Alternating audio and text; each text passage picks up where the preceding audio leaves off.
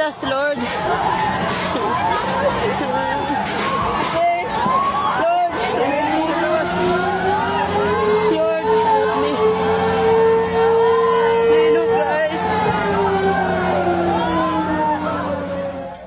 A powerful magnitude 7.4 earthquake struck off the coast of Davao Oriental in the southern Philippines on October 10, 2025, according to the Philippine Institute of Volcanology and Seismology.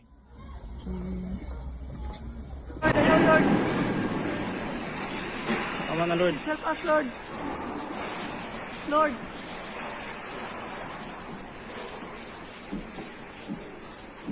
Lord God.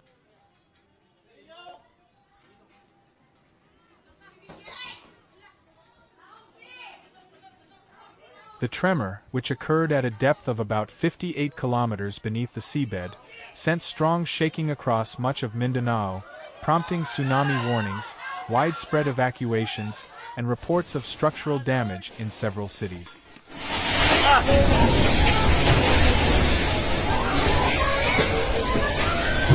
Tago! Tago!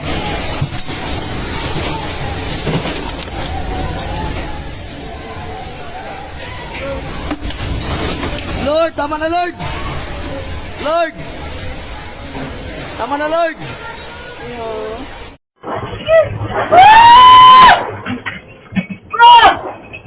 The epicenter was located roughly 45 kilometers east of Governor Generoso, along the Philippine Trench, one of the country's most active fault zones.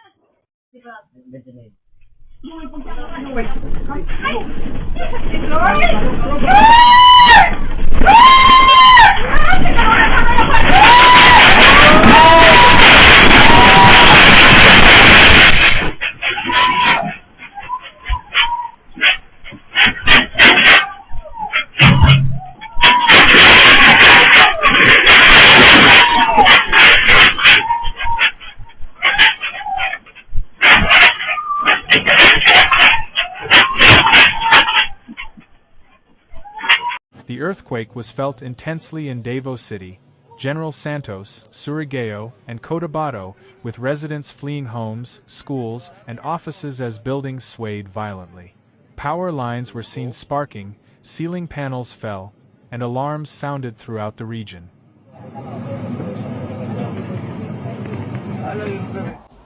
Wala, kusog kaayo.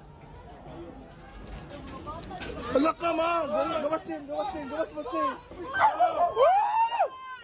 Kusog kaayo. Sa luna dito. Kusog kaayo, God!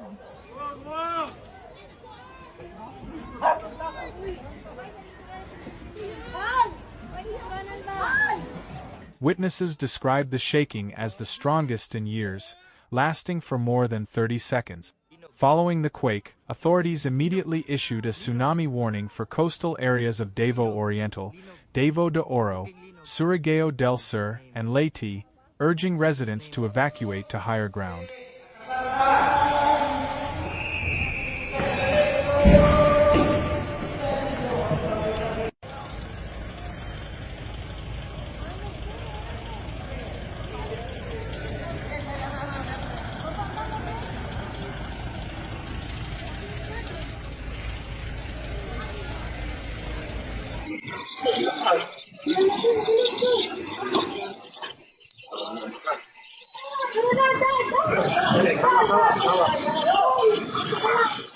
Authorities warned that potential tsunami waves could reach up to 3 meters high along eastern coastal zone.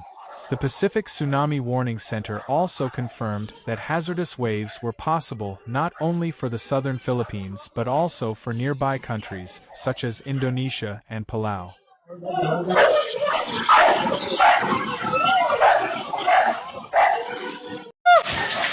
Grabe, linog!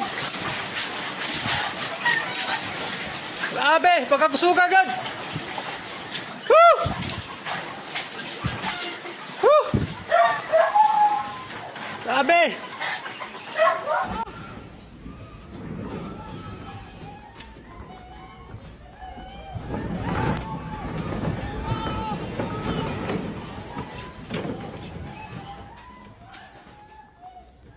Initial assessments revealed visible structural damage in several urban centers. In Davao City, cracks appeared on concrete walls and pillars of government buildings, hospitals, and residential structures. Several glass facades in business districts shattered, scattering debris onto sidewalks. Partial collapses were reported in older homes and public schools, while in General Santos, local officials confirmed damage to a shopping complex and a coastal bridge.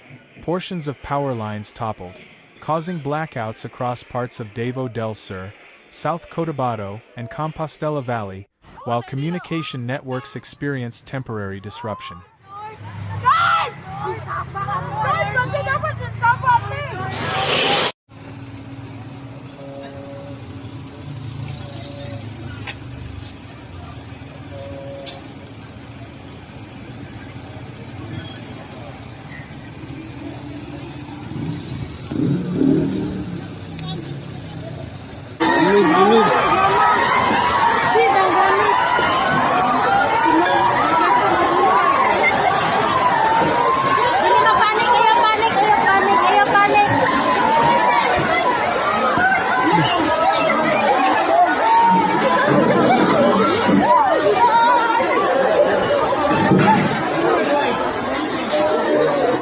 Engineers from the Department of Public Works and Highways were deployed to inspect bridges and highways for stability.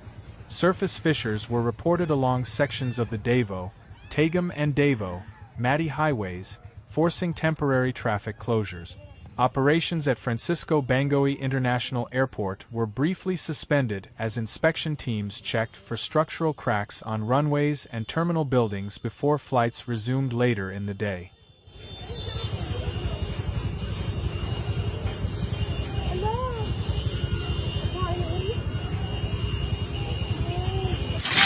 Linog guys! Linog! Lord! Tabang Lord! Lord! Tabang Lord! Lord! Tabang Lord! Lord, gusto ko linog Lord! Lord, Lord! Tabang! Lord! Lord! Lord! Kami pamilya, Lord! Lord! Aloy, kasama, Lord! Lord! Hospitals in Davao region operated under emergency protocols, attending to patients suffering from minor injuries due to falling objects or panic-related incidents.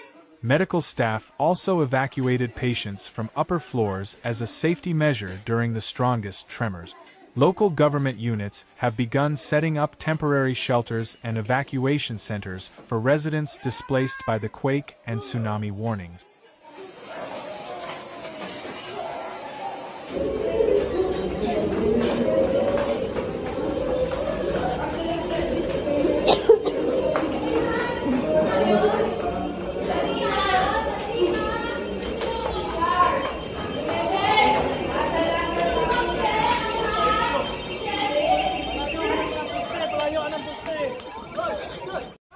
The National Disaster Risk Reduction and Management Council placed all regional response units on red alert and coordinated with local disaster offices to expedite rescue, evacuation, and damage assessment.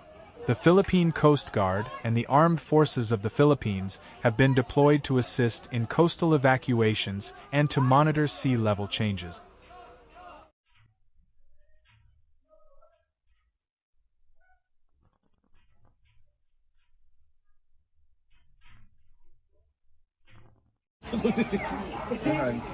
Lumilindol pa. Meron pa. May shock. Hindi tayo dito, baka may kawad.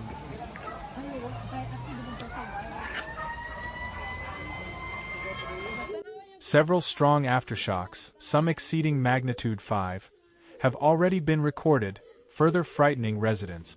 Local authorities has warned that additional aftershocks are expected in the coming hours and advised the public to avoid damaged buildings and unstable slopes that may trigger landslide. The Philippines, located along the Pacific Ring of Fire, experiences frequent earthquakes due to its position atop several converging tectonic plates. Experts note that today's event was a reminder of the constant seismic threat faced by the nation. Over the past decade, Mindanao has experienced multiple destructive quakes, including those in 2019 that damaged thousands of structures and displaced tens of thousands of residents.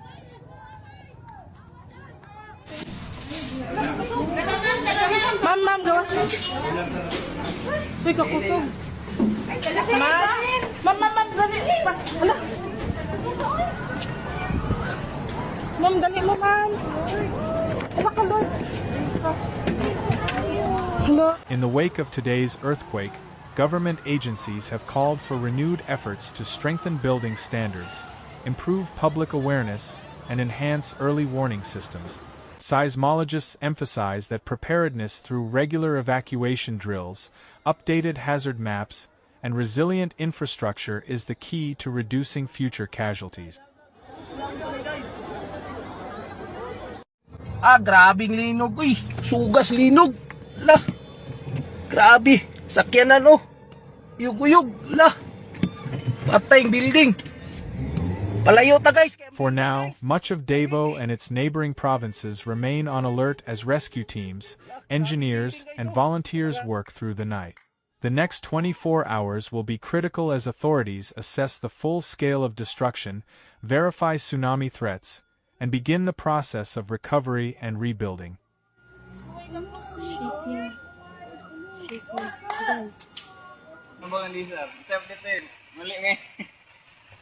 Kini nga hunas ni mura ni og hunas sa ni kahapon. Kanang alauna.